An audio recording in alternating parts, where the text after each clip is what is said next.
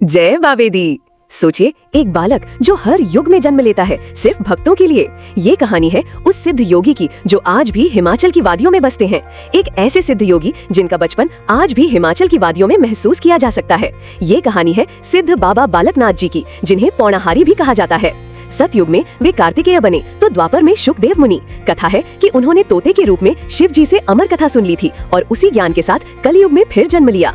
कलयुग में बाबा जी का जन्म गुजरात के काठियावाड़ में माता लक्ष्मी और पिता विष्णु शर्मा के घर हुआ। बचपन से ही उनका मन सांसारिक खेलों में नहीं बल्कि प्रभु भक्ति में लगता था। परिवार के दबाव से बचने के लिए उन्होंने घर छोड़ दिया और सत्य की खोज में निकल पड़े। जूनागढ़ में उन्होंने गुरु दत्तात्रेय से दीक्षा ली और एक सिद्ध योगी बने। वहां से यात्रा करते हुए बाबा जी हिमाचल प्रदेश के शाहतलाई पहुंचे। यहाँ उनकी भेंट माता रत्नों से हुई, जो द्वापर युग में धर्मो नाम की बुढ़िया थीं, जिन्होंने कैलाश जाते हुए बालक महाकौल की मदद की थी। उसी ऋण को चुकाने के लिए बाबा जी ने माता रत्नों की गाय चराने का काम 12 वर्षों तक करने का संकल्प लिया।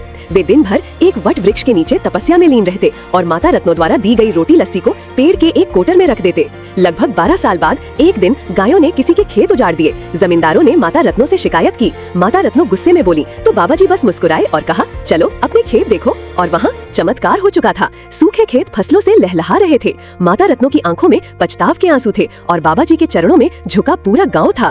तब बाबा जी ने कहा कि मेरा वचन अब पूरा हुआ। उन्होंने अपना चिमटा वट वृक्ष पर मारा और 12 साल की रोटियां बाहर आ गईं। फिर जमीन पर चिमटा मारा तो वहाँ लस्सी का तालाब बन गया। इसी छार यानी लस्सी की तलाई के कारण इस जगह का नाम शाहतलाई पड़ा।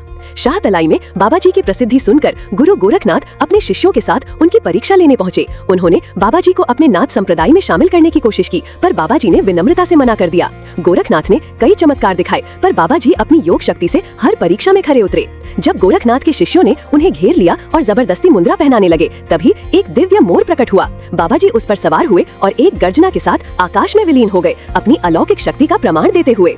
वहाँ से उड़कर बाबा जी एक पहाड़ी पर उतरे, जिसे आज दियोट सिद्ध के नाम से जाना जाता है। यहाँ उन्होंने एक गुफा में तपस्या करने का निश्चय किया, जहाँ पहले से एक राक्षस रहता था। बाबा जी ने अपने तेज से उसे मोहित किया और गुफा छोड़ने के लिए मना लिया। राक्षस ने बदले में अपने लिए बकरे की बलि का वचन मांगा। यही कारण है कि आज भी भक्त बाबा जी को मीठा रोट और उस राक्षस के लिए बकरा चढ़ाते हैं।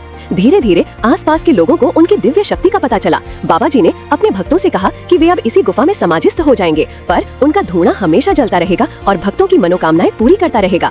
आज भी दियोट सिद्ध में वो गुफा, वो अखंड धूणा और बाबा जी की अदृश्य उपस्थिति लाखों भक्तों को अपनी ओर खींचती है। ये कहानी है विश्वास की, जो पहाड़ों को भी हिला सकता है। अगर आपकी भी बाबा जी में आस्था है तो कमेंट्स में जय बाबेदी लिखकर अपनी हाजिरी लगाएं। ऐसी और दिव्य कथाओं से जुड़ने के लिए हमें सब्सक्राइब करें। याद रखिए, सच्ची भक्ति का चमत्कार आज भी होता है।